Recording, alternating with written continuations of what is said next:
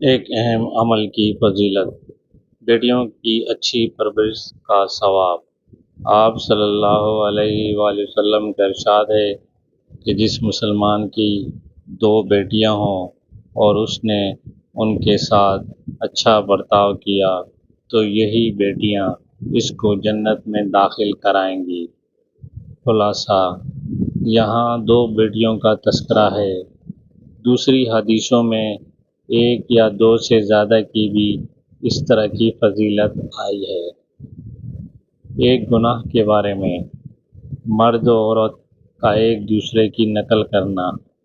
رسول اللہ صلی اللہ علیہ وآلہ وسلم نے فرمایا، اللہ تعالیٰ نے ایسی عورت پر لعنت فرمائی جو مرد کا لباس پہنتی ہیں، اور ایسے مرد پر لعنت فرمائی جو عورتوں کا لباس پہنتا ہے۔